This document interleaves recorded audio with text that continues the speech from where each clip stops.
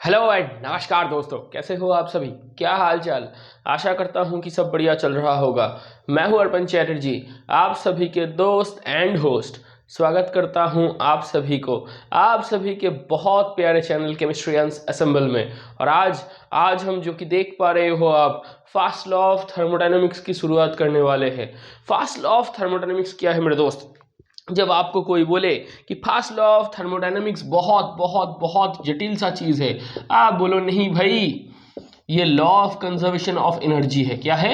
ये law of conservation of energy है। मतलब आपको कोई अगर बोले कि फास्ट लॉ ऑफ थर्मोडायनेमिक्स क्या है, ये खाते हैं पीते हैं, कहाँ पर लगाते हैं, आप बोलो सर कहीं पर नहीं लगाते। ये एक बहुत सिंपल सा फंडा है कि total energy of a system और total energy of whole universe that is constant. आप एनर्जी की क्रिएशन भी नहीं कर सकते, आप एनर्जी को डिस्ट्रॉय भी नहीं कर सकते, आप किसी भी शक्ति को संपूर्ण तरीके से सृष्टि भी नहीं कर सकते, उसको विध्वंस भी नहीं कर सकते। आप बोलोगे तो कर क्या सकते हैं हम शक्ति को एक रूप से दूसरे रूप तक रूपांतर कर सकते हैं, परिवर्तन कर सकते हैं। तो आपके हाथ में क्या है मेरे दोस्त? आप बोलोगे सर मेरे हाथ में तो शक्ति है। आपके हाथ में नहीं, पूरे यूनिवर्स में शक्ति है, शक्तियाँ ही शक्तियाँ है। आप बोलोगे सर शक्ति से हम क्या कर सकते हैं? आप बोलोगे सर आप शक्ति से खेल सकते हो, उसको एक रूप से दूसरे रूप तक, एक फॉर्म से दूसरे फॉर्म तक आप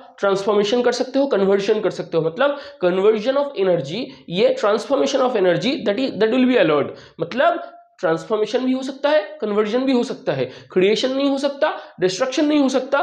total energy would be constant, total energy would be constant, should be, must be, would be, जो भी ले लो कांस्टेंट है। मतलब एनर्जी पूरा का पूरा कांस्टेंट है, लेकिन उस एनर्जी की ट्रांसफॉर्मेशन हो सकती है, उस एनर्जी की ट्रांसफॉर्मेशन हो सकती है। किस डायरेक्शन से किस डायरेक्शन तक, कुछ नहीं बोला गया है, कुछ नहीं बोला गया है। इधर से ही फास्ट लॉ ऑफ थर्मोडायनेमिक्स का लिमिटेशन भी आएगा, जहां से क्लॉसियस और केल्विन, दो भाई साहब, सेकेंड लॉ ऑफ थर्मोडायनेमिक्स की पकड़ या बुनियाद को एकदम मजबूत बनाएंगे। आप बोलोगे सर बोलना क्या चाहते हो?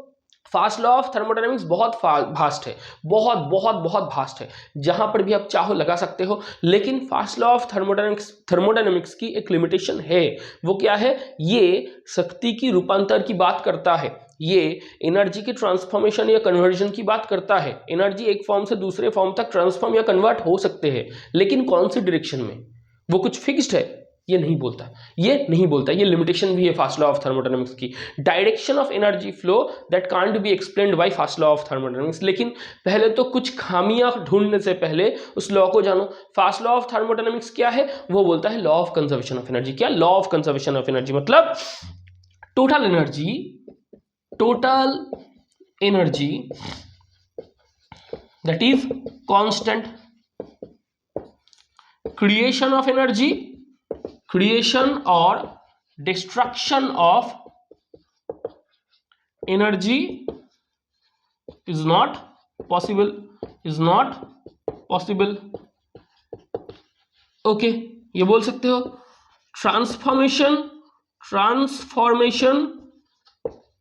और आप क्या बोल सकते हो? Conversion of energy into one form to another is possible.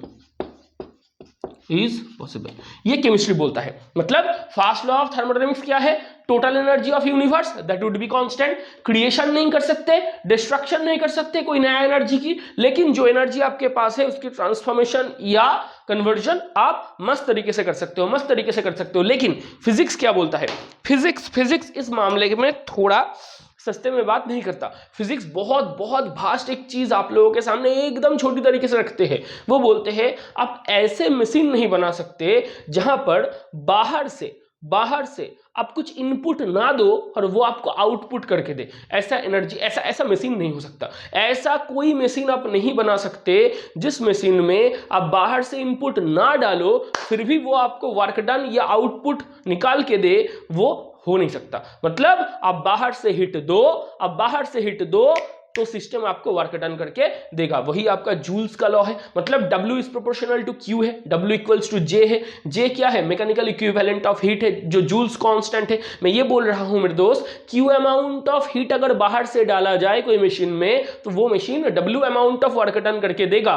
लेकिन W amount of work done ये Q अमाउंट ऑफ हीट के ऊपर डायरेक्टली प्रोपोर्शनल है। डायरेक्टली प्रोपोर्शनल है मतलब जितना अमाउंट ऑफ हीट आप किसी मशीन में दोगे, वो मशीन आपको उतना अमाउंट ऑफ वर्क डन करके देगा। मतलब eta equals to output by input का जो खेल है, वो खेल इधर लगेगा। वो फिजिक्स का फर्स्ट लॉ ऑफ थर्मोडायनेमिक्स है। मतलब मैं ये बोल रहा हूं मेरे दोस्त, कान खुल के सुन लेना कि केमिस्ट्री का थर्मोडायनेमिक्स और फिजिक्स का थर्मोडायनेमिक्स डिफर यहां पर करते हैं। वो बोलते हैं मशीन के बारे में, ये बोलता है सिंपल सादा सीधा law of conservation of energy. वो बोलता है आप बाहर से हिट दो तो मशीन आपको वर्क डन करके देगा। केमिस्ट्री बोलता है भाड़ में गया बाहर का दुनिया। केमिस्ट्री क्या बोलेगा? केमिस्ट्री बोलेगा भाड़ में गया बाहर का दुनिया। मुझे कोई मतलब ही नहीं है सराउंडिंग्स के ऊपर, मुझे सिर्फ मतलब है तो अपना सिस्टम के ऊपर, खुद पर। मैं क्या बोलूंगा? मैं बोलूंगा कि फिजिक्स बोलता है कि तू बाहर से हिट दे तो मैं तुझे वर्क डन करके दूंगा। केमिस्ट्री बोलेगा मेरे अंदर खुद का इंटरनल एनर्जी है। केमिस्ट्री क्या बोलेगा? मेरे अंदर खुद का कोर एनर्जी है, इंडिविजुअल एनर्जी है, द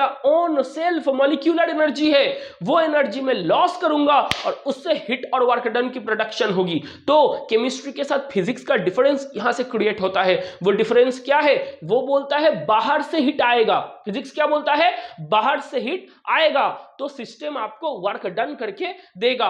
बाहर से हिट नहीं आया एज इनपुट तो सिस्टम से वर्क डन की प्राप्ति नहीं होगा एज आउटपुट। ये फिजिक्स का फर्स्ट लॉ है। लेकिन केमिस्ट्री बोलता है बाहर की हिट की कोई रिक्वायरमेंट है नहीं है। केमिस्ट्री का दुनिया सिर्फ आपको यही समझाता है कि बाहर से कोई हिट आने की आवश्यकता है नहीं है। केमिस्ट्री बोलेगा मेरे अंदर खुद का एनर्जी है भाई, मैं स्टोर करके रखा हूं, मैं स्टोर करके रखा हूं, उसका लॉस होगा, उसका लॉस होगा। मेरे पास जो खुद का एनर्जी है, जो कोर एनर्जी है, मेरा खुद का, एकदम एकदम डीप लेके जाओ, एकदम डीप लेके जाओ। अपने अंदर की एक एनर्जी है, अपने पास एक एनर्जी स्टोर करके बैठे हो। वो जो एनर्जी है नहीं है, वो पोटेंशियल एनर्जी नहीं है मेरे दोस्त, वो पोटेंशियल एनर्जी नहीं है। पोटेंशियल एनर्जी की खेल कुछ अलग है। अगर मेरे ऊपर कुछ वर्क डन हुआ, सुनना सुनना, बाहरी दुनिया से लॉस ऑफ एनर्जी हुई तो बाहरी दुनिया मेरे ऊपर एक्सटर्नल फोर्स देंगे, तो मेरे ऊपर खुद का एक वर्क डन होगा, मेरे ऊपर एक वर्क डन होगा।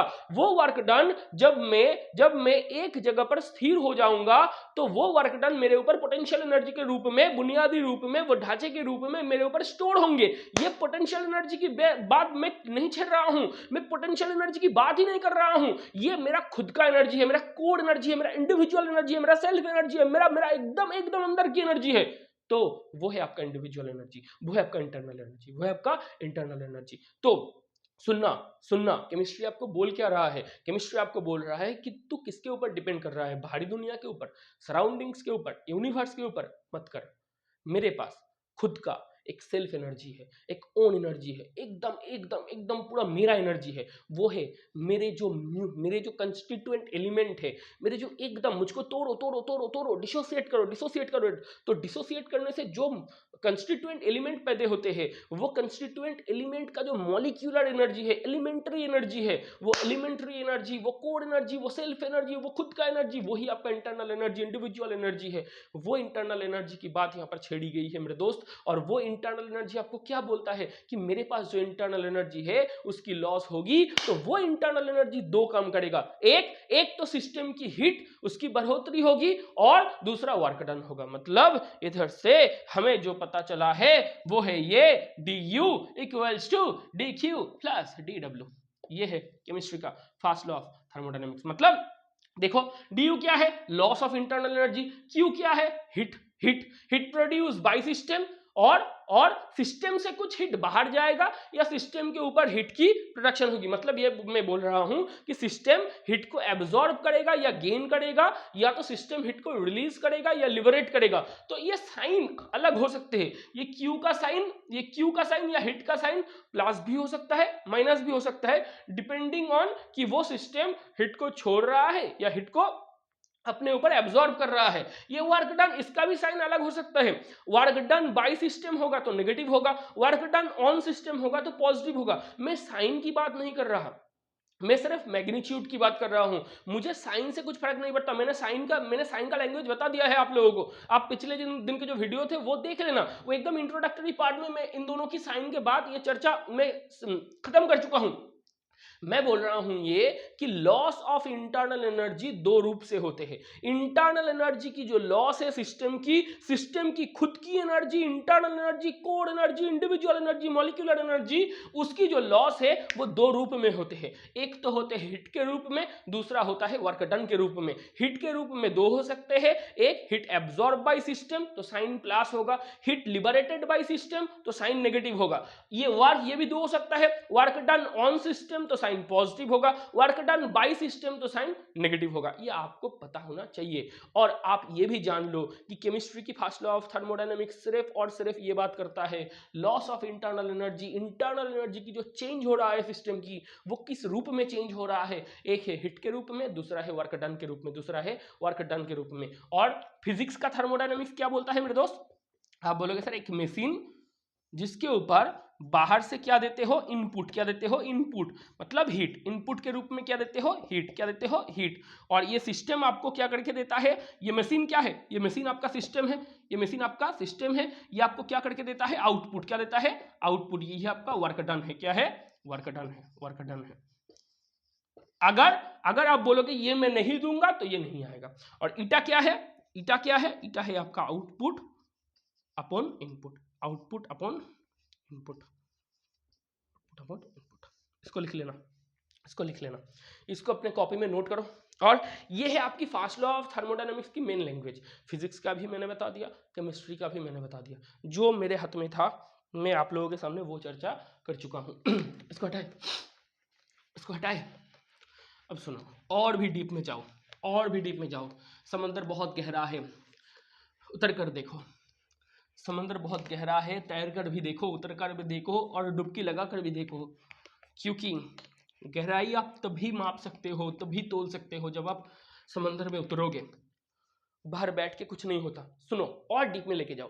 फर्स्ट लॉ ऑफ थर्मोडायनामिक्स की भाषा ये थी, तो आपके सामने ये लिखा होना चाहिए कि D U equals to D Q plus D W है।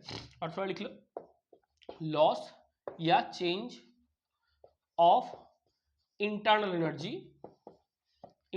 energy that will be equal to heat gain by system or heat liberated by system plus work done on system or work done by system। यही हो सकता है जो संभव हो सकता है, एक एक प्रोबेबिलिटी वो आप लोगों के सामने मैं डिस्कस करूंगा। तो ये है आपका भाषा, ये है आपका फर्स्ट लॉ ऑफ थर्मोडायनामिक्स की भाषा केमिस्ट्री में। तो ये आप लिख सकते हो, आप बोलोगे हाँ लिख सकते हैं। डी यू, इसको क्या लिख सकते हो, स्टेट फंक्शन है। डेल्टा यू फाइनाइट चेंज के लिए, किसके लिए, फाइनाइट चेंज के लिए, ये क्या होगा, क्यू प्लस डब्ल्यू। एक बात को ध्यान से रखना मेरे दोस्त, स्टेट फंक्शन की फाइनाइट चेंज निकाल सकते हो आप। स्टेट फंक्शन, जो स्टेट फंक्शन होते हैं उनकी जो फाइनाइट चेंज है, उनकी जो फाइनाइट चेंज है उसको आप डेल्टा टर्म लगा सकते हो, उसको आप डेल्टा टर्म लगा सकते हो। लेकिन जो पाथ फंक्शन होते हैं, जो वर्क डन और हीट है, ये दोनों आपका पाथ फंक्शन है। वर्क डन और हीट ये दोनों पाथ फंक्शन है। इनकी फाइनाइट चेंज की, इनकी जो फाइनाइट चेंज है वो आप डेल्टा टर्म नहीं लगा सकते, नहीं लगा सकते। इसको सुन लेना, मतलब स्मॉल चेंज में आप डी लगा सकते हो, ये स्मॉल चेंज है, ये स्मॉल चेंज है, ये स्मॉल चेंज है। अब फाइनाइट चेंज में स्टेट फंक्शन के आगे डेल्टा टर्म लगवा सकते हो, लेकिन पाथ फंक्शन के आगे नहीं लगवा सकते। ये भी लिख लो, ये भी आपका फर्स्ट लॉ ऑफ थर्मोडायनामिक्स का ही भाषा है। लिख लो, लिख लो, लिख लो। अब देखो, ये जानते हो आप, ये सब आपने पढ़ा है। लेकिन फिजिक्स का फर्स्ट लॉ क्या है, वो बोलता है D Q equals to D you plus D W.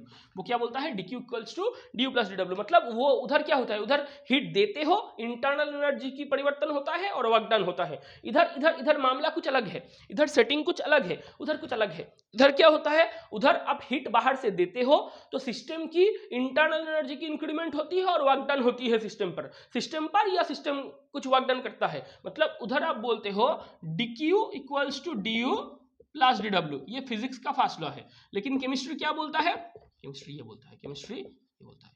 ये केमिस्ट्री का फर्स्ट लॉ है, ये आपका फिजिक्स का फर्स्ट लॉ है, ये आपका फिजिक्स का फर्स्ट लॉ है। क्योंकि उधर उधर बाहर से हीट देते हो तो सिस्टम की इंटरनल एनर्जी की परिवर्तन होता है और वर्क डन ऑन सिस्टम या वर्क डन बाय सिस्टम होता है, लेकिन इधर इंटरनल सिस्टम खुद का इंटरनल एनर्जी की परिवर्तन या लॉस करता है, उसके ऊपर ये दोनों आते हैं। ये दोनों भी जान लेना है, क्योंकि मेरा कोई मुद्दा नहीं है कि केमिस्ट्री और फिजिक्स में ड्वेल करवा दूं, वो अपने लॉजिक में सही है, हम हमारे लॉजिक में सही है, दोनों ही सही है, दोनों ही सही है, क्योंकि दोनों की सर्कमस्टेंसेस कुछ अलग है, तो उसके लिए लॉ भी अलग अलग बनते हैं, लॉ भी अलग अलग बनते हैं। तो देखो ये पूरा आपने देख लिया है।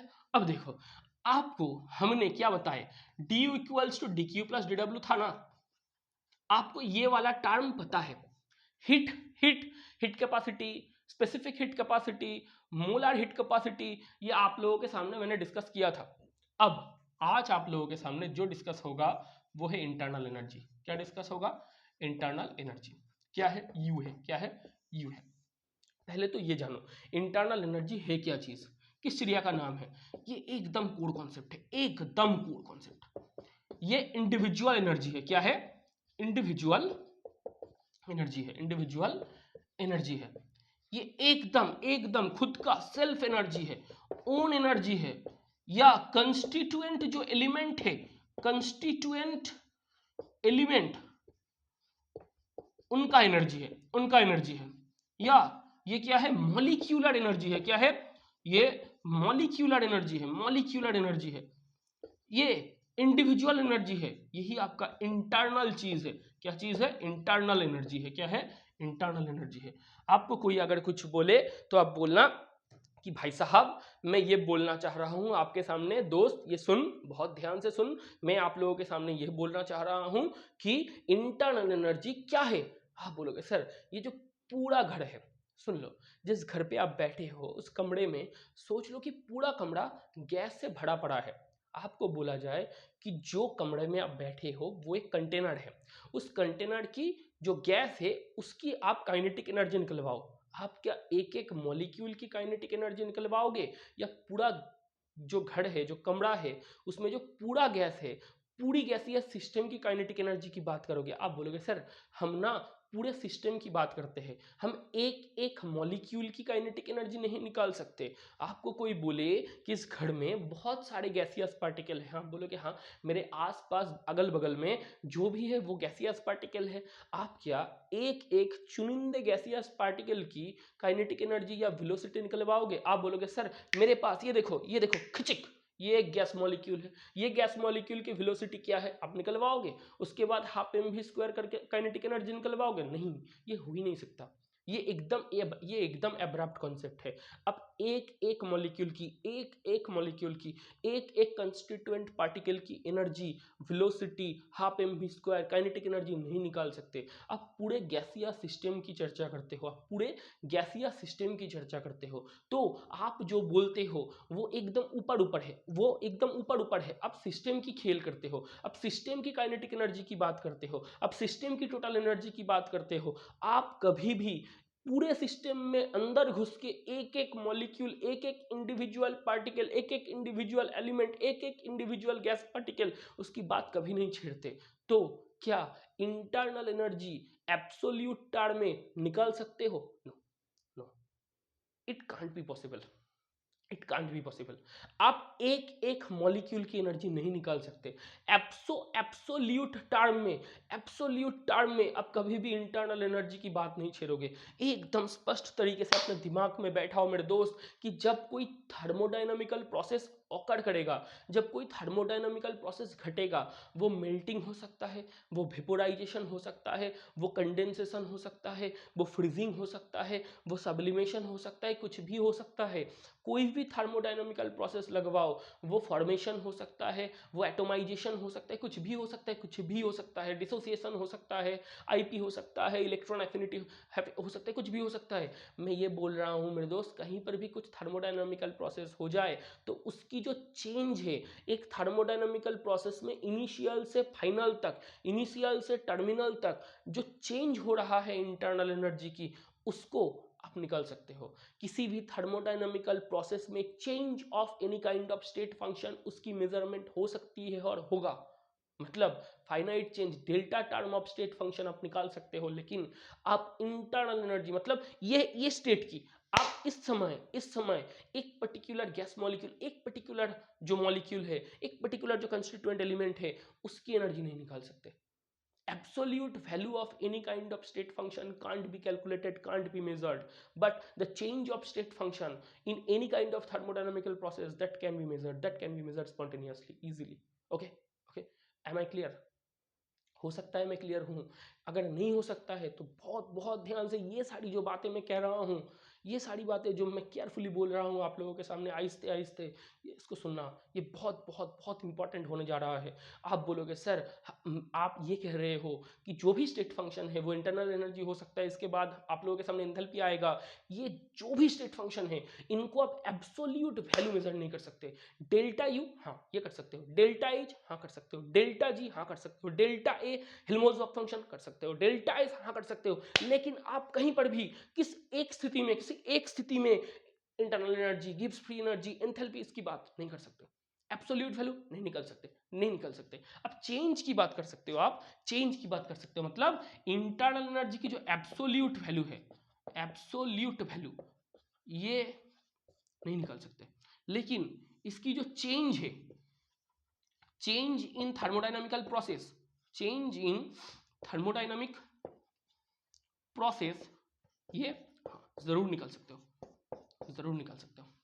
इसको बहुत ध्यान से नोट डाउन करना। हाँ, और नोट डाउन नहीं भी करो लेकिन फील करो, फील करो। आप बोलोगे हाँ सर ये पूरा जो गैसीय सिस्टम है, आप जब भी बोलते थे गैस पर आते समय कि काइनेटिक एनर्जी, आप क्या बोलते थे? पूरे गैस कंटेनर की काइनेटिक एनर्जी, पूरे गैस कंटेनर में जो पूरा गैस है, जो पूरा गैसीय सिस्टम है उसकी काइनेटिक एनर्जी। कभी भी आप बोलते हैं एक एक वो जो पूरा गैस कंटेनर है, गैस वेसल है, उसमें एक मॉलिक्यूल की काइनेटिक एनर्जी कभी नहीं बोलते, कभी नहीं बोलते। आप कोर एनर्जी कभी नहीं निकालते, लेकिन आपको जानना तो पड़ेगा।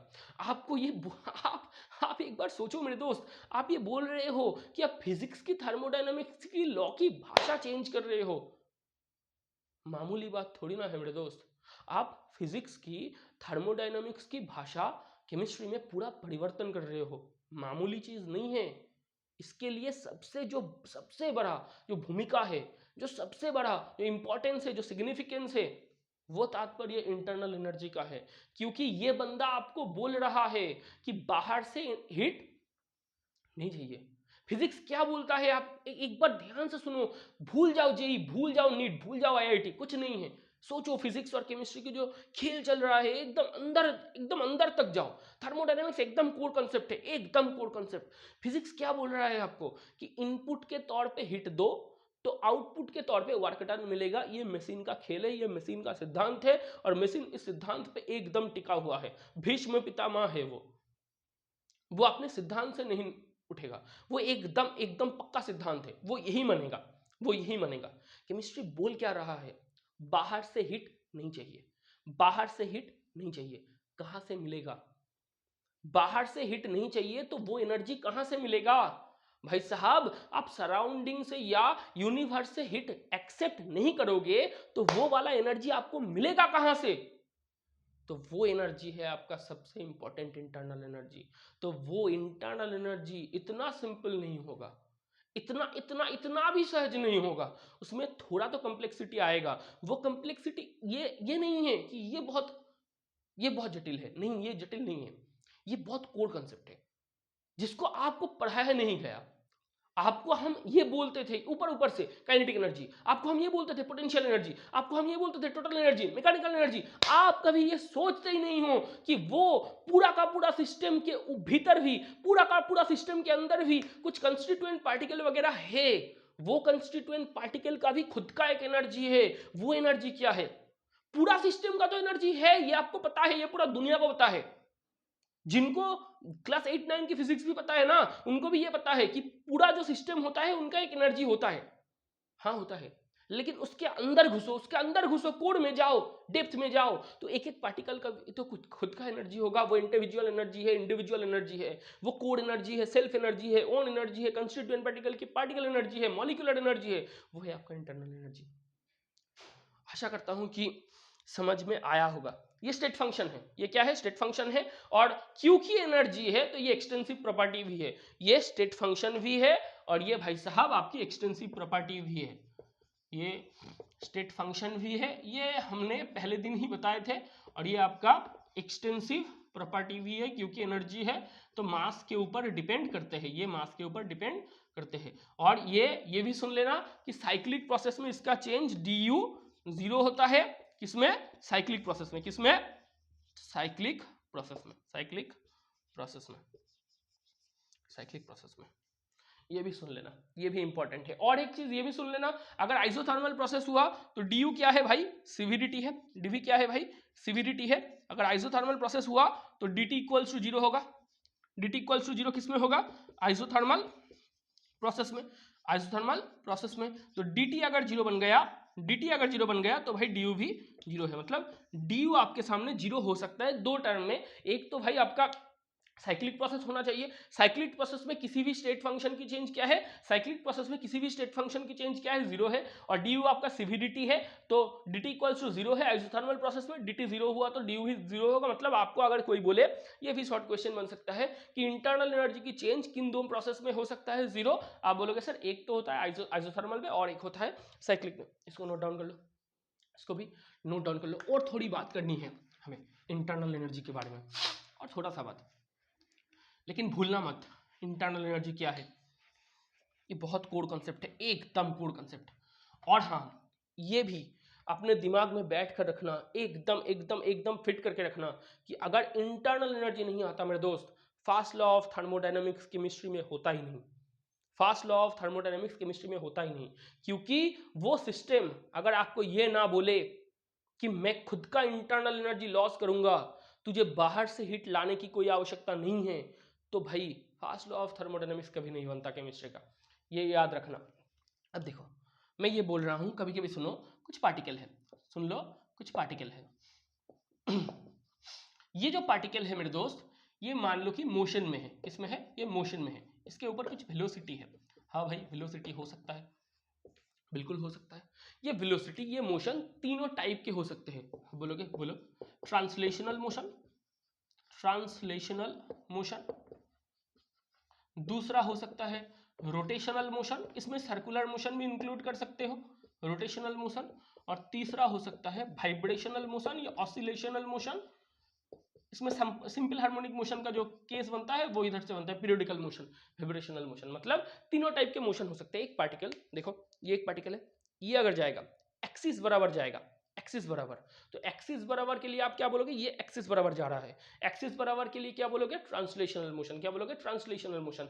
Axial motion, linear motion, translational motion, axial motion या लीनियर मोशन, या लीनियर मोशन, ये है आपका ट्रांसलेशनल मोशन।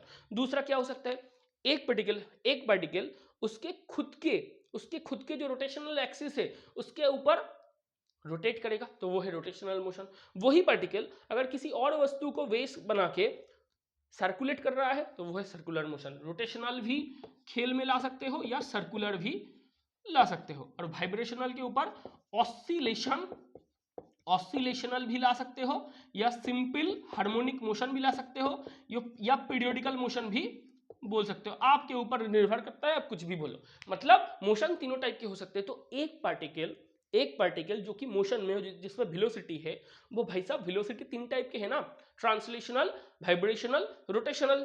तो मेरे दोस्त काइनेटिक एनर्जी क्यों बनता था, हाफ mv² के लिए, क्यों बनता था मेरे दोस्त, हाफ mv² के लिए। अब बोलो काइनेटिक एनर्जी क्यों बनेगा, अब बोलोगे सर ये बहुत इंपॉर्टेंट सा सवाल है। काइनेटिक एनर्जी एक बार तो बनेगा ट्रांसलेशनल के लिए, किसके लिए, ट्रांसलेशन के लिए। काइनेटिक एनर्जी एक बार बनेगा रोटेशन के लिए, रोटेशन के लिए। और काइनेटिक एनर्जी एक बार बनेगा वाइब्रेशन के लिए, किसके लिए, वाइब्रेशन के लिए, वाइब्रेशन के लिए। आप बोलोगे हाँ सर ये भी सही है, आप क्या ये सब पढ़ते थे, हाँ बोलते थे नहीं भाई ये सब हमें पढ़ना ही नहीं है, हमें क्या था, हमें सिर्फ काइनेटिक एनर्जी की बात छेड़नी थी, हम सिर्फ काइनेटिक एनर्जी पढ़ते थे। हमें क्या था, हम बोलते थे भाई ये एक वस्तु है, ये एक पार्टिकल है, इसमें वेलोसिटी है, ये काइनेटिक एनर्जी लगाता है। अब बोलो सर, बोलो इसके अंदर जाओगे, इसके अंदर जाओगे, अभी तो क्वांटम फील्ड बाकी है। अब क्वांटम वर्ल्ड में घुसो, कहाँ का एनर्जी, किसकी एनर्जी, कौन सी एनर्जी, कैसे माइक्रोस्कोपिक सिस्टम में आप जाके घुसकर मेजरमेंट करोगे, हमें खुद भी नहीं पता। आप बोलोगे सर उतनी रिसर्च अभी तक हो ही नहीं, उतना रिसर्च अभी तक हुई ही नहीं है। तो क्वांटम क्वांटम फील्ड में अगर घुसोगे, माइक्रोस्कोपिक दुनिया में अगर जाओगे, तो उस माइक्रोस्कोपिक दुनिया में कितने टाइप के एनर्जी होते हैं, बहुत टाइप के एनर्जी होते हैं, बहुत टाइप के एनर्जी होते हैं। मतलब वो सब एनर्जी जिसकी आप सोच भी नहीं लगा सकते हो, वो सारी एनर्जी की जो समेशन है वो है आपका इंटरनल एनर्जी, वो है आपका इंटरनल एनर्जी। मतलब इंटरनल एनर्जी क्या है? आप बोलोगे सर पोटेंशियल एनर्जी, हाँ। काइनेटिक एनर्जी, हाँ। मैकेनिकल एनर्जी, हाँ। वाइब्रेशनल एनर्जी, हाँ। कुछ भी लगाओ। बाइंडिंग एनर्जी, हाँ। Force of attraction, force of repulsion, कुछ भी हो सकता है। फोर्स ऑफ इंटरेक्शन, कुछ भी हो सकता है। मॉलिक्यूलर एनर्जी, हाँ, मॉलिक्यूलर एनर्जी, कुछ भी बोल लो, कुछ भी बोल लो। वो सब एक एक पार्टिकल, एक एक मॉलिक्यूल, एक एक पार्टिकल, एक एक मॉलिक्यूल, एक एक चुनिंदा सेल्फ इंडिविजुअल जो चीज है, वो कंस्टिट्यूएंट एलिमेंट के लिए, मॉलिक्यूल के लिए जो भी एनर्जी हो सकता है, जो भी एनर्जी हो सकता है, कुछ जो भी एनर्जी एग्जिस्ट करता है, जो एनर्जी के बारे में आप जानते हो, जो एनर्जी के बारे में आप पढ़ोगे, जो एनर्जी के बारे में आप नहीं जानते, आपको कुछ मालूम ही नहीं है, कुछ अता पता भी नहीं है, कुछ अभी तक आविष्कार भी नहीं हुआ है, अभी तक उस दुनिया तक हम पहुंच ही नहीं सकते, वैसे भी एनर्जी अगर आपको कुछ मालूम हो तो आप बोलोगे सर वो सब एनर्जी की जो सम है एक पार्टिकल के लिए, पूरा सिस्टम के लिए नहीं मेरे दोस्त, पूरा सिस्टम के लिए नहीं, पूरा सिस्टम के लिए कुछ अलग है, लेकिन एक एक चुनिंदा पार्टिकल, एक एक कंस्टिट्यूएंट एलिमेंट, उनके लिए जो टोटल एनर्जी है वही आपका इंटरनल एनर्जी है। एकदम अंदर हुआ। हटाए ये बिल्कुल हटाइए। ये बात करते करते हम थोड़ा सीरियस हो गए, इतना भी सीरियस नहीं है, लेकिन हाँ ये सुन लेना, इंटरनल एनर्जी बहुत माइन्यूट सी चीज है, लेकिन इंटरनल एनर्जी बहुत बड़ी चीज है, माइन्यूट भी है, बहुत उतना ये ना एकदम सेंसिटिव टॉपिक है, इसमें बात करने जाओ तो बहुत कुछ आएगा, ऐसा भी कुछ आएगा जो आना नहीं चाहता, ऐसा भी कुछ आएगा जो आप जानते नहीं हो, तो इसको पढ़ाने से हम बचते हैं, बहुत सब बचते हैं, लेकिन इनको पढ़ना चाहिए। आप इस तरीके से जान सकते हो, कुछ फील कर लो, ऐसे होते हैं इंटरनल एनर्जी। बोल सकते हो ना। तो एक चीज को ध्यान में रखना, mechanical energy equals to kinetic energy plus potential energy plus internal energy, इसको लिख लेना। ये फिजिक्स में सर आपको पढ़ाएंगे, मैं भी आपको बोल रहा हूं, कुछ भी आप क्या जानते थे, मैकेनिकल एनर्जी मतलब kinetic energy plus potential energy, individual energy की बात छेड़ते थे नहीं। मैकेनिकल एनर्जी क्या था, kinetic energy plus potential energy, कोई भी इंटरनल एनर्जी की बात आप छेड़ते थे नहीं, वो है mechanical energy is equal to क्या है, kinetic energy plus flash potential energy plus क्या होगा, इंटरनल एनर्जी, क्या होगा, इंटरनल एनर्जी। ये छुपा रुस्तम बाहर आया है, स्वागत करोगे हमारा, इसका स्वागत करो भाई। इंटरनल एनर्जी की बात हुई है, अब सुनो, एक पार्टिकल मान लो कि वो रेस्ट कंडीशन में है और कोई सा भी फील्ड आप नहीं लगाए हो, आप ये जानते हो कि ग्रेविटेशनल फील्ड, मैग्नेटिक फील्ड या इलेक्ट्रिकल फील्ड, ये तीनों फील्ड होते हैं। मतलब एकदम बचपन में, एकदम अब तक नन्हा सा थे, एकदम क्लास 8 की टॉपिक है ये सब, आप ये जानते तो हो ना, एक कंटैक्ट फोर्स होता है और एक एडियल फोर्स होता है, फिजिक्स में होता है, कंटैक्ट फोर्स होता है और एडियल फोर्स होता है, पुश पुल फ्रिक्शन, ये जो सब कुछ है ये क्या है, ये कंटैक्ट फोर्स है, magnetic force, electrical force, gravitational force, ये सब एडियल फोर्स है। मतलब ये एरिया के ऊपर डिपेंड करते हैं, अपने म्यूचुअल कंटेक्ट के ऊपर डिपेंड नहीं करते, मतलब दो प्लेन की आपस में कंटेक्ट नहीं होती है, ये सिर्फ मैग्नेटिक फील्ड के ऊपर डिपेंड करते हैं, मैग्नेटिकल फोर्स, इलेक्ट्रिकल फील्ड के ऊपर इलेक्ट्रिक फोर्स या कूलम्बिक फोर्स, और स्टैटिक इलेक्ट्रिक फोर्स, और ग्रेविटेशनल फील्ड के ऊपर ग्रेविटेशनल फोर्स। मैं ये बोल रहा हूं मेरे दोस्त, कोई भी फील्ड आप नहीं लगाए हो इन रेस्ट कंडीशन, पहला तो ये है इन रेस्ट कंडीशन, ये एक नंबर कंडीशन है, और दूसरा क्या है, नो फील्ड एग्जिस्ट, फील्ड क्या क्या है, तीनों है, एक है मैग्नेटिक फील्ड, दूसरा है इलेक्ट्रिक फील्ड, और तीसरा है ग्रेविटेशनल फील्ड, आप कुछ भी फील्ड नहीं लगवाए हो, ग्रेविटेशनल फील्ड। तो आप बोलोगे तो सर क्या होगा, मैं बोलूंगा मेरे दोस्त, अगर फील्ड नहीं लगाए हो तो पोटेंशियल एनर्जी की बात ही मत करो, पोटेंशियल एनर्जी आता ही नहीं। रेस्ट कंडीशन है तो वेलोसिटी जीरो है, तो हाफ एम वी स्क्वायर भी जीरो होगा, तो भाई साहब काइनेटिक एनर्जी भी जीरो है। तो मेरे दोस्त उस बॉडी की मैकेनिकल एनर्जी क्या है? हाँ बोलोगे सर सिर्फ इंटरनल एनर्जी, सिर्फ इंटरनल एनर्जी। मतलब इन रेस्ट कंडीशन अगर आप कोई भी फिजिकल मैटर या वस्तु या बॉडी की बात छेड़ते हो तो रेस्ट कंडीशन में है, तो आप बोलोगे वेलोसिटी जीरो है, half M V square zero है, तो भाई मेरे भाई का काइनेटिक एनर्जी भी जीरो बन जाएगा। कोई भी फील्ड नहीं लगवाए हो, कोई भी फील्ड नहीं लगवाए हो तो भाई साहब वो क्या कभी भी पोटेंशियल एनर्जी की रिस्टोरेशन होगी? नहीं भाई, पोटेंशियल एनर्जी नहीं आएगा। फील्ड होता है तो पोटेंशियल एनर्जी आता है, फील्ड नहीं है तो पोटेंशियल एनर्जी की उम्मीद भी मत रखो। तो know field in rest condition, कोई भी बॉडी, उसके पास क्या मैकेनिकल एनर्जी है? पूरा का पूरा इंटरनल एनर्जी, पूरा का पूरा इंटरनल एनर्जी। ये भी लिख के रखना। हटाए, अब देखो अब ये भी देख लो, ये भी आसान है। अगर आपको कोई बोले आइडियल गैस, ये भी सुन लो, आइडियल गैस में क्या है भाई? Mechanical energy is equal to kinetic energy plus potential energy. क्या है? Kinetic energy plus potential energy. Ideal gas क्या रेस्ट कंडीशन में रेस्ट कंडीशन ले सकते हैं?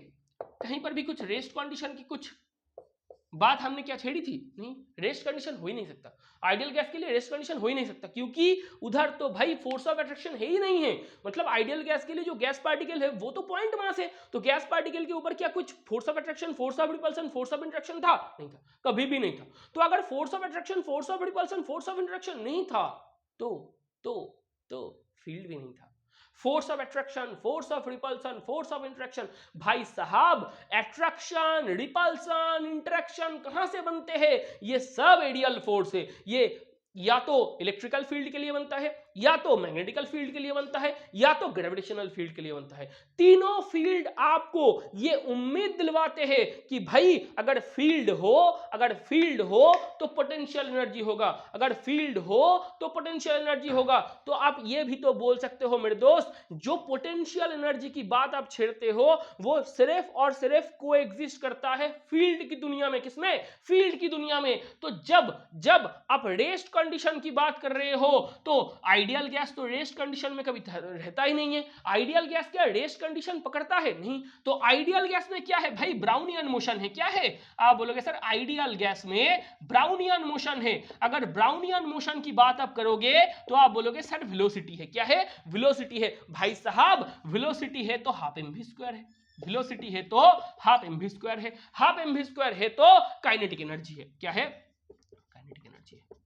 मतलब मैं ये बोल रहा हूं मेरे दोस्त, बहुत ध्यान से सुनना, अगर फोर्स ऑफ अट्रैक्शन नहीं है, फोर्स ऑफ रिपल्सन नहीं है, तो फोर्स ऑफ इंटरेक्शन नहीं है। Force of attraction, force of repulsion नहीं है तो फोर्स ऑफ इंटरेक्शन नहीं है। इंटरेक्शन फोर्स नहीं है, इंटरेक्शन फोर्स नहीं है तो कोई फील्ड है नहीं, कोई ग्रेविटेशनल फील्ड भी नहीं है, कोई मैग्नेटिक फील्ड भी नहीं है, कोई इलेक्ट्रिकल फील्ड भी नहीं है। अगर इलेक्ट्रिकल फील्ड, मैग्नेटिक फील्ड और ग्रेविटेशनल फील्ड इन तीनों में से कुछ भी नहीं है तो भाई फील्ड नहीं है। फील्ड नहीं है तो पोटेंशियल एनर्जी की उम्मीद मत रखो। तो all mechanical energy would be in the term of kinetic energy for ideal gas, for ideal gas. ये भी सुन लेना, ये भी इंपॉर्टेंट है। हटाए जी, हटाइए जी, हटाइए। ये सब किसकी बात चल रही थी मेरे दोस्त? ये सब इंटरनल एनर्जी की बात चल रही थी। ये सब जो भी हमने आप लोगों के सामने साझा किया है, ये सब कुछ क्या है? इंटरनल एनर्जी है। क्या है? इंटरनल एनर्जी है। इंटरनल एनर्जी की बात चलते चलते अगर ये सब ना हो, कुछ सारे केस आपके सामने होना चाहिए। फास्ट लॉ लिख लो, डी यू इक्वल्स टू क्या है? D Q plus D W. क्या है?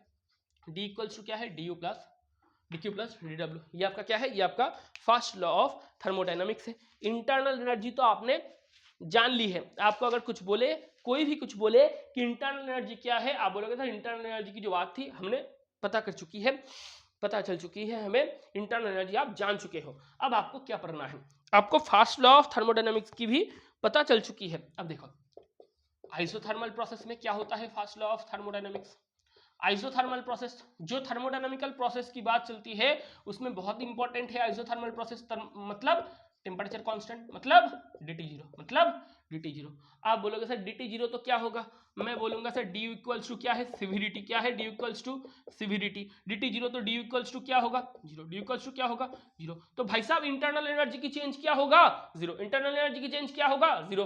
पहले भी बताए थे हम ये।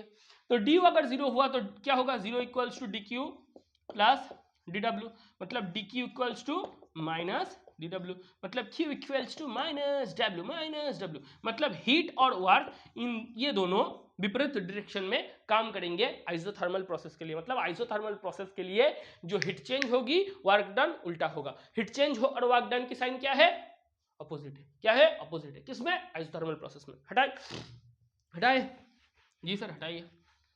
ये आपका पहला वाला कॉन्सेप्ट था, पहला वाला केस था। वो क्या है, वो आप बोलोगे सर ये आइसोथर्मल प्रोसेस था। क्या था, आइसोथर्मल प्रोसेस था। दूसरा एडियाबेटिक प्रोसेस लगवाओ, दूसरा एडियाबेटिक प्रोसेस लगवाओ। भाई साहब वो सारी चीज, एडियाबेटिक प्रोसेस मतलब हीट फ्लो नहीं होगी, नहीं होगी रे बाबा, हीट फ्लो नहीं होगी। अगर हीट फ्लो नहीं हुआ तो क्यू क्या है, कांस्टेंट है। हीट फ्लो नहीं हुआ तो क्यू क्या है, कांस्टेंट है। तो भाई साहब कांस्टेंट की डिफरेंशिएशन क्या होते हैं, जीरो। क्या होते हैं बेटा जी, dq इक्वल्स टू जीरो। क्या होते हैं, dq इक्वल्स टू जीरो। तो du is equal to zero plus dw, मतलब इंटरनल एनर्जी की लॉस सिर्फ और सिर्फ वर्क डन के टर्म में होते हैं। किसमें, एडियाबेटिक प्रोसेस में। क्यों मेरे दोस्त, क्यों मेरे दोस्त, सुनो फिजिकल सिग्निफिकेंस भी है इसकी। जो एडियाबेटिक प्रोसेस है उनमें एडियाबेटिक वॉल लगते हैं।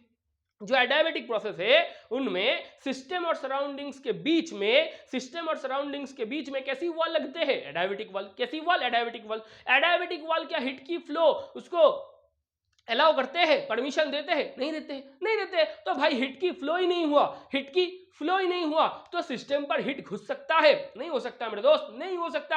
अगर हिट की फ्लो नहीं हुई, अगर हिट की फ्लो नहीं हुई तो क्यू कांस्टेंट है, तो dq जीरो है। तो भाई साहब जो इंटरनल एनर्जी की लॉस हुई वो क्या हिट के टर्म में कहीं भी हो सकता है, नहीं, वो पूरा का पूरा वर्क के टर्म में होगा। मतलब जो चेंज या लॉस इन इंटरनल एनर्जी है वो हिट के टर्म में खेला नहीं करेंगे, वो सिर्फ और सिर्फ वर्क के टर्म में खेलेंगे, सिर्फ और सिर्फ वर्क के टर्म में खेलेंगे। मतलब लॉस इन इंटरनल एनर्जी और लॉस और change in internal energy, loss और change in internal energy, internal energy, ये क्या होंगे, ये सिर्फ और सिर्फ वर्क डन होंगे। क्या होंगे, वर्क डन ऑन और बाय सिस्टम, ऑन और बाय सिस्टम, ऑन और बाय सिस्टम।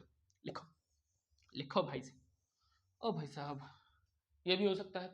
तो आपके सामने दो प्रोसेस है, एक तो आया आइसोथर्मल प्रोसेस, दूसरा आया एडियाबेटिक प्रोसेस, दूसरा आया अबे यार क्या कर दिया हमने, ये क्या कर दिया। हाँ बोलोगे सर आपने पेरेंटल जनरेशन मिटा दिया है। हाँ भाई इसको कभी भी मत मिटाना तो कुछ नहीं आएगा। ये दूसरा वाला था। तीसरा देखो सुंदर करना, क्या है, आइसोकोरिक प्रोसेस। क्या है, आइसोकोरिक प्रोसेस। हाँ बोलोगे सर एक सुंदर कन्या हमारे जीवन में कभी भी एग्जिस्ट नहीं करते, जैसे कि एडियाबेटिक प्रोसेस रियल लाइफ में एग्जिस्ट नहीं करते। देखो आइसोकोरिक प्रोसेस क्या है, वॉल्यूम कांस्टेंट है। मुस्कुराओ भाई मुस्कुराओ, डिप्रेशन में मत जाओ, पढ़ो पढ़ो पढ़ो, वो सराउंडिंग से ये सिस्टम है। आइसोकोरिक प्रोसेस क्या है, आप बोलोगे सर वॉल्यूम कांस्टेंट है, वॉल्यूम कांस्टेंट है तो डीवी क्या होगा, जीरो होगा। क्या होगा, डीवी क्या होगा, जीरो होगा। तो भाई साहब D U equals to D Q plus D W, D W, D W क्या है मेरे दोस्त, गैसियस एक्सपेंशन के लिए ये है D Q minus P DV. क्या है, माइनस पी डीवी। आप बोलोगे सर डी डब्ल्यू क्या है, डी डब्ल्यू है वर्क डन बाई गैस हो, वर्क डन बाई गैस हो तो वो negative, work done by gas हो तो वो नेगेटिव में होगा। डीडब्ल्यू अगर वर्क डन ऑन गैस हो तो वो पॉजिटिव में होगा, वो पॉजिटिव में होगा। मतलब ये प्लस भी हो सकता है माइनस भी हो सकता है, पीडीवी। और वर्क डन क्या है मेरे दोस्त, आप बोलोगे सर प्रेशर इनटू वॉल्यूम करके देखो। अबे यार तू भी गिर गया। प्रेशर इनटू वॉल्यूम करके देखो तो क्या होगा, एनर्जी या वर्क डन आते हैं। प्रेशर इनटू वॉल्यूम करके देख लो, एक बार देख लो प्रेशर इनटू वॉल्यूम करके, तो उधर से एनर्जी या वर्क डन आते हैं। तो ये क्या है, प्लस भी हो सकता है माइनस भी हो सकता है, मतलब वर्क डन की साइन ये है। अब बोलोगे सर आइसोकोरिक प्रोसेस क्या है, डीवी जीरो, तो डी इक्वल्स टू क्या होगा, डी क्यू। क्या होगा, D equals to D Q. हाँ सर होगा तो जरूर होगा, जरूर होगा, क्योंकि पीडीवी क्या हो जाएगा, जीरो हो जाएगा। डी यू क्या है, डी क्यू है eight constant volume. D you क्या है, आप बोलोगे सर डी यू है D Q eight constant volume, D Q eight constant volume, D Q eight constant volume, बोल सकते हो, हाँ बोल सकते हैं। डी यू क्या है, अबे यार ये भी नहीं है, ये यू है मेरे दोस्त, ये डी यू इक्वल्स टू क्या है, D Q eight constant volume. मतलब मैं ये बोल रहा हूं, ये बोलने की कोशिश कर रहा हूं, जो इंटरनल एनर्जी की चेंज है वही आपका हीट चेंज भी है एट कांस्टेंट वॉल्यूम। मतलब in isochoric process the change in internal energy that is the actual value of change in heat in isochoric process at constant volume. मतलब at constant volume में अगर आप heat change को major कर लोगे वही आपका इंटरनल एनर्जी चेंज है, तो भाई घर जाओ, हो गया आपका पढ़ाई। ये है आपका इंटरनल एनर्जी। हुआ है जी सर, हुआ है। और कुछ है क्या, और कुछ है क्या, और एक प्रोसेस है, नन्हा सा मुन्ना सा प्रोसेस, साइक्लिक प्रोसेस। क्या है साइक्लिक प्रोसेस, आप बोलोगे सर हमें कुछ नहीं पता, D U equals to zero है। मैं बोलूंगा हाँ सर, स्टेट फंक्शन की चेंज क्या है, जीरो है यार। साइक्लिक प्रोसेस क्या है, साइक्लिक प्रोसेस में स्टेट फंक्शन की चेंज जीरो होते हैं। तो भाई आप बोलोगे sir D U equals to D Q plus D W, D U zero, D Q plus D W. मतलब डी क्यू क्या है, D Q equals to minus D W है, माइनस डी डब्ल्यू है, मतलब Q equals to minus W है।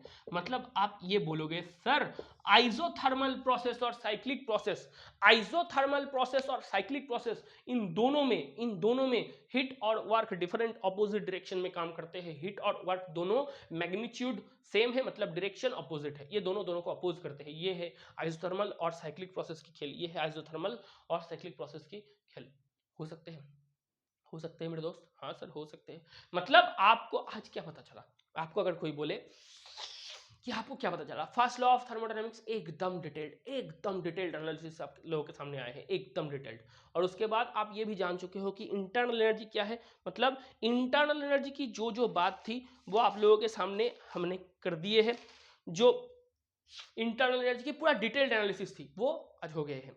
और उसके साथ साथ फास्ट लॉ ऑफ थर्मोडायनेमिक्स की जो बात हो सकती थी, जो मैक्सिमाइज बात हो सकती थी, मैथ नहीं, और बाकी सारे बात हमने आप लोगों के सामने कर दिए हैं। इसके बाद एक वर्क डन का वो जो ग्राफिकल रिप्रेजेंटेशन वाला केस होता है, मतलब पीवी, वो ग्राफ आप खींचते हो, कंस्टेंट प्रेशर में कैसे वर्क डन, कंस्टेंट प्रेशर में वॉल्यूम एक्सपेंशन हुआ तो क्या होगा, वेरिएबल प्रेशर में वॉल्यूम की चेंज हुई तो क्या होगा, ग्राफिकली आपको कुछ पीवी ग्राफ वगैरह दिया हो तो उसमें आप कैसे वर्क डन निकलवाते हो, वो कैसे होते हैं, वो सब हम करवा देंगे इसके बाद के एक वीडियो में। और इनथैल्पी, ये दोनों टर्म बाकी है, ये दोनों टर्म इनथैल्पी भी करवा देंगे और वर्क डन की जो टर्म है वो हम करवा देंगे। मतलब ये जो D U equals to D Q plus D W है ना, ये डी यू वाला टर्म हो चुका है, ये डी यू वाला टर्म हो चुका है। इंटरनल एनर्जी की जो लेक्चर है हमने ले लिए हैं।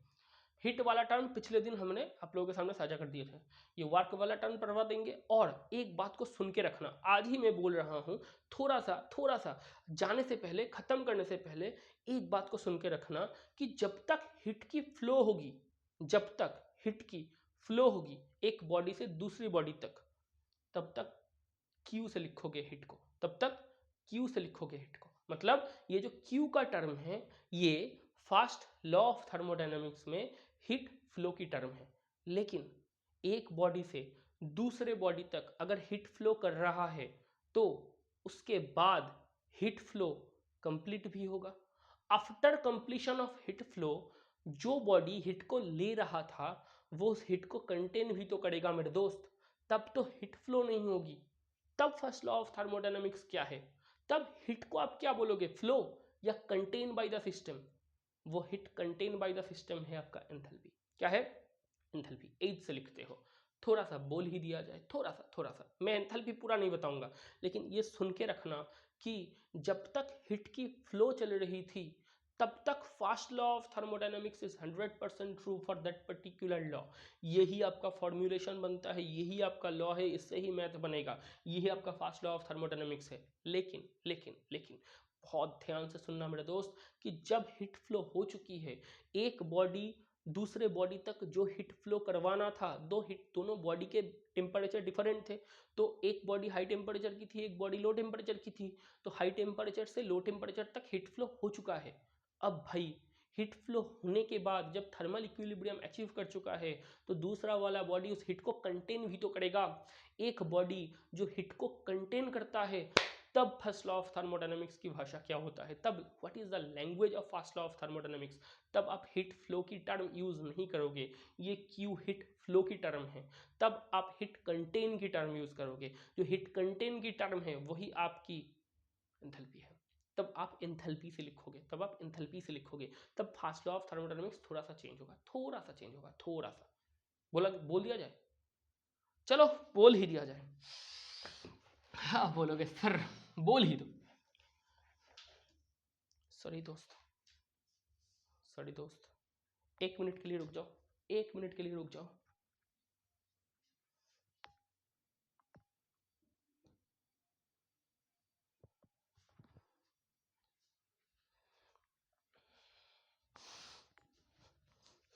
ऐसा कोई काम ही नहीं है जिसमें बाधा ना हो, और उस काम में मजा ही क्या है जिसमें बाधा ही ना हो। देखो एंथैल्पी, एंथैल्पी क्या है, इसको H से लिखोगे। आप बोलोगे सर ये क्या है, hit contain by the system, क्या है, hit contain by the system, by the system, या बॉडी या मैटर या सब्सटेंस, या मैटर या सब्सटेंस। आप बोलोगे हाँ सर लिख सकते हो, लिखो, लिख सकते हो तो लिखो। अब मैं ये बोल रहा हूं भाषा क्या था, D U equals to D Q plus D W था। डी यू आप पढ़ चुके हो, वर्क डन की टर्म मैं अगले दिन पढ़वा दूंगा। ये वर्क डन की जो टर्म है ये आप निश्चिंत रहो, ये मैं अगले दिन पढ़वा दूंगा, ये आप पढ़ चुके हो। इंटरनल एनर्जी की टर्म आप पढ़ चुके हो। डी क्यू क्या है, आप बोलोगे सर जब हीट फ्लो हो रहा है, जब हीट फ्लो चल रहा है one body to another body, then आप इसको इस टर्म से लिखते हो, मतलब delta U is equal to Q plus W. इनमें ये जो क्यू है ये हीट फ्लो है, क्या है ये हीट फ्लो है। ये जानना, ये बहुत बहुत आसान है। मतलब जब तक आप क्यू से लिखोगे, जब तक आप क्यू से लिखोगे तब तक ये हीट फ्लो है, तब तक ये हीट फ्लो है। मतलब ये फर्स्ट लॉ ऑफ थर्मोडायनेमिक्स जब तक आप क्यू लिखोगे तो वो first law of thermodynamics Q से लिखा जाता है, तो हीट फ्लो की टर्म है, हीट फ्लो की टर्म है। थोड़ा सा हटाए और आपको बताया जाए कि मैं बोलना क्या चाह रहा हूं। D U is equal to D Q plus D W. D U को यू लिख सकते हो, आप बोलोगे हाँ सर लिख सकते हैं डी यू को यू। डी क्यू इसको एच से लिखोगे, क्यों क्यों क्यों, हीट फ्लो हो चुका है, जो हीट फ्लो करना था, जो हीट फ्लो करना था वो हीट फ्लो कर चुका है।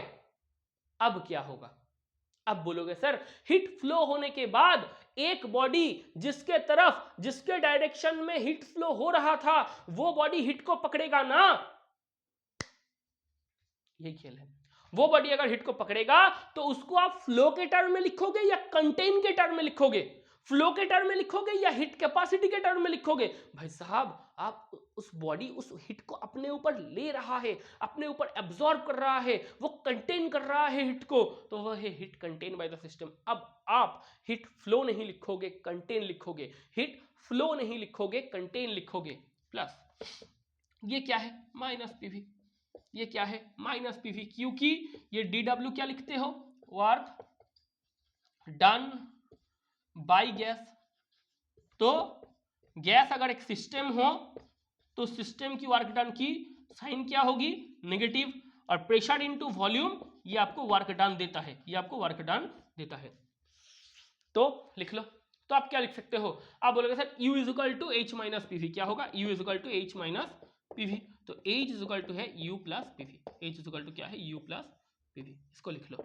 ये बहुत इंपॉर्टेंट है, बहुत इंपॉर्टेंट है।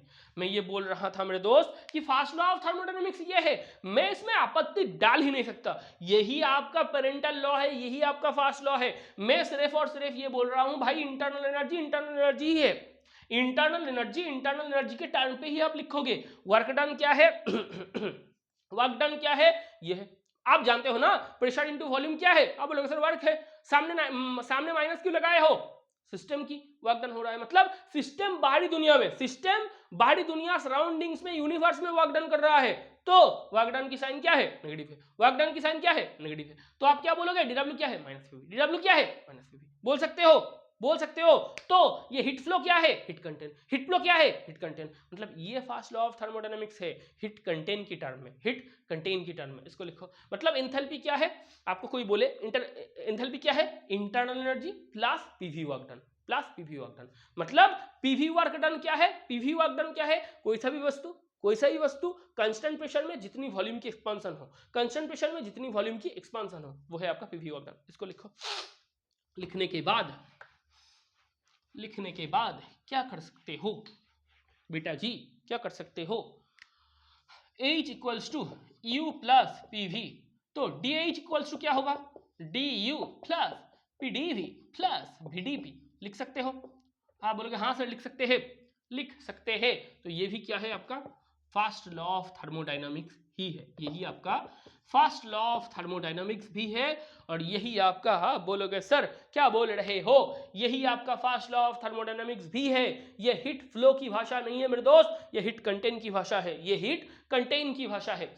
लिख सकते हो eight constant pressure, eight constant pressure मतलब आइसोबारिक प्रोसेस की बात चल रही है। एट कांस्टेंट प्रेशर मतलब आइसोबारिक प्रोसेस की बात चल रही है। P क्या है, कांस्टेंट है, P क्या है, कांस्टेंट है। तो मेरे दोस्त dP क्या होगा, जीरो, dP क्या होगा, जीरो, VdP क्या होगा, जीरो, क्या होगा, जीरो। तो DH क्या होगा, du plus PdV, du plus PdV। लिख सकते हो, लिख लो। ये भी आपका फर्स्ट लॉ ऑफ थर्मोडायनामिक्स है हीट कंटेन की टर्म में एट कांस्टेंट प्रेशर में, हीट कंटेन की टर्म में एट कांस्टेंट प्रेशर में। लिख लो। अगर लिखना हो गया, अगर लिखना हो गया तो एक बात को देखो, एक बात को देखो, DH क्या है, du प्लस PdV। तो du क्या है, DH माइनस PdV। बोल सकते हो DH क्या है, DH है du प्लस PdV। तो du क्या है, du क्या है, DH माइनस PdV। इसको एक नंबर इक्वेशन लगवाओ, इसको एक नंबर इक्वेशन लगवाओ। और एक्चुअल फास्ट लॉ क्या था, d equals to dq plus dw। तो d equals to dq minus PdV। तो देखो इसको दो नंबर इक्वेशन लगवाओ, इसको दो नंबर इक्वेशन लगवाओ तो क्या होगा। आप बोलोगे सर एक नंबर इक्वेशन और दो नंबर इक्वेशन को कंपेयर करके देखो, एक नंबर इक्वेशन और दो नंबर इक्वेशन को कंपेयर करके देखो। देखो लेफ्ट हैंड साइड तो इक्वल है, माइनस पीडीवी इक्वल है। तो D H is equal to क्या है, DQ, D H is equal to क्या है, डीक्यू। किसमें, एट कांस्टेंट प्रेशर में, किसमें, एट कांस्टेंट प्रेशर में। मतलब एंथैल्पी की चेंज क्या है, heat change at constant pressure. क्या है, change in enthalpy, change in enthalpy is equal to heat change at constant pressure, heat change at constant pressure, heat change at constant pressure. बोल सकते हो। मतलब enthalpy change क्या है, heat change at constant pressure. आपको यह पता होना चाहिए मेरे दोस्त कि एंथैल्पी की चेंज क्या है, heat contain by the system eight constant pressure. Enthalpy की टर्म क्या है, एंथैल्पी की टर्म है हीट चेंज या heat contain by the system eight constant pressure. ये प्रेशर कांस्टेंट में जब भी काम करोगे हीट को लेके जो भी काम है तो हीट की चेंज होगी। ये सीरियस सी चीज है। हिट को लेके अगर कुछ काम करोगे थर्मोडायनेमिक्स प्रोसेस में तो हिट की चेंज होगी, किसमें, एट कांस्टेंट प्रेशर में। हिट की change at constant volume internal energy, heat की change at constant pressure enthalpy, heat की change at constant pressure enthalpy. तो आपको आज इधर से ये जो एंथैल्पी की जो टर्म थी, ये एंथैल्पी की टर्म भी पता चल चुका है। इसको भी लिख लो, इसको भी लिख लो। अब देखो और क्या हम बोल सकते हैं, बोल तो बहुत सारी चीज़ें बोल सकते हैं लेकिन मैं बताऊंगा भी और आप सुनना भी। वीडियो लंबा हो रहा है, होने दो, क्या फर्क पड़ता है, आप ही तो देखोगे, घर की बात है। तो देखो ये है आपका, और एक चीज एज इक्वल्स टू क्या आपको मिले थे, u प्लस पीवी। क्या मिले थे, u प्लस पीवी।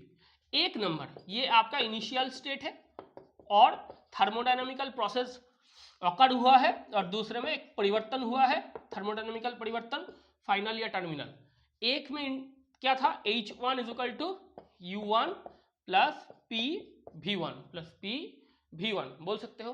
और इधर क्या होगा, H2 is equal to U2 plus PV2। ये सुनना, एंथैल्पी प्रेशर कांस्टेंट में होते हैं, इसलिए वो वाला डेरिवेशन हमने पहले करवा दिए थे। प्रेशर कांस्टेंट में हो रहा है क्योंकि heat contain by the system eight constant pressure. क्या है, heat contained by the system eight constant pressure, यही क्या है आपका, यही आपका एंथैल्पी है, यही आपका क्या है, यही आपका एंथैल्पी है, बोल सकते हो, लिख लो। तो डेल्टा एच क्या होगा बेटा जी, H2 minus H1 is equal to U2 minus U1 plus P V2 minus V1, बोल सकते हो। हाँ भाई, delta H is equal to delta U plus P delta V, ये भी आपका एक फॉर्मूला बनता है, ये भी आपका एक फॉर्मूला बनता है, लिख लो, लिख लो। अगर लिखना हो गया तो इसको थोड़ा मिटाए, इसको थोड़ा सा मिटाए, हाँ मिटाओ, मिटाओ। अब देखो, मैं ये बोल रहा हूं मेरे दोस्त कि अगर आइडियल गैस की बात ना हो तो थर्मोडायनेमिक्स अधूरा है केमिस्ट्री में। तो आप बोलोगे sir PV is equal to क्या है, एनआरटी है, पीवी इक्वल्स टू क्या है, एनआरटी है, तो P delta V is equal to क्या है, delta N G R T है, मतलब गैस के लिए, मतलब गैस के लिए delta N G R T है। तो ये पी डेल्टा वी के ऊपर क्या लगाओगे, delta H is equal to delta U plus delta N G R T, delta N G R T, ये भी एक फॉर्मूला है, इसको भी नोट डाउन कर लो, इसको भी पी डेल वी की जगह पे del N G R T लिख भी दिया है, इसको भी नोट डाउन कर लो। तो इसी के साथ साथ हम क्या ये वीडियो को समाप्त कर दे। और हाँ, और एक चीज़, एंथैल्पी क्या है, वो भी हीट की टर्म है, वो भी एनर्जी की टर्म है, तो ये भी जान लेना कि ये जो एंथैल्पी है ये भी क्या है, एनर्जी की ही टर्म है, ये ही आपका स्टेट फंक्शन भी है और आपका एक्सटेंसिव प्रॉपर्टी भी है, स्टेट फंक्शन भी है और एक्सटेंसिव प्रॉपर्टी भी है, एक्सटेंसिव प्रॉपर्टी भी है। और एक चीज जो ये देख लो, ये एंथैल्पी निकल रहे हो या एंथैल्पी की चेंज निकल रहे हो। आप बोलोगे सर थर्मोडायनामिकल प्रोसेस ऑकर कर रहा है, थर्मोडायनामिकल प्रोसेस ऑकर करेगा तो absolute value of any kind of state function क्या निकाल सकते हो, नहीं। Absolute value of any kind of thermodynamical function क्या निकाल सकते हो, नहीं। क्या निकाल सकते हो, change in thermodynamical function, change in state function in thermodynamical process. जो थर्मोडायनामिकल प्रोसेस घटेगा उस थर्मोडायनामिकल प्रोसेस में जो स्टेट फंक्शन की परिवर्तन होगी, वो स्टेट फंक्शन की परिवर्तन की आप कैलकुलेट कर सकते हो, उसको आप निकाल सकते हो, उसको आप उसकी जो वैल्यू है, उसकी जो कैलकुलेशन है, उसकी जो मेजरमेंट है वो चेंज में कर सकते हो, कभी भी उसकी एब्सोल्यूट वैल्यू आप निकाल नहीं सकते। इसको लिख लो, ये आपकी एंथैल्पी की भाषा हो गई। इसके साथ साथ आज हमने जो जो पढ़वाए हैं, अगर कुछ छूट गया है, इंटरनल एनर्जी का कुछ नहीं छूटा, इंटरनल एनर्जी का कुछ नहीं छूटा, फास्ट लॉ ऑफ थर्मोडायनामिक्स का कुछ नहीं छूटा, सारी प्रोसेस हमने फास्ट लॉ ऑफ थर्मोडायनामिक्स के लिए वर्णन कर दिए हैं। लेकिन अगर एंथैल्पी का कुछ छूट गया है, मैथ में बाद में करवा दूंगा, वो एंथैल्पी के बारे में कुछ अगर छूट गया है तो उसके पिछले अगले दिन जो वीडियो आएगा उसमें आप दिख जाओगे। और आज इसी के साथ साथ वीडियो बहुत बहुत लंबा हो गया है, इसी के साथ साथ आज हम बोलते हैं आप लोगों के सामने कि विदाई की समय हो गई है मेरे दोस्त, अब विदा करना होगा आपको हमारे सर का। तो अलविदा और जय हिंद। बहुत बहुत बहुत ध्यान लगा के पढ़ना, बहुत मन लगा के पढ़ना, बहुत बहुत मेहनत करो मेरे दोस्त, बहुत मेहनत करो। जय हिंद।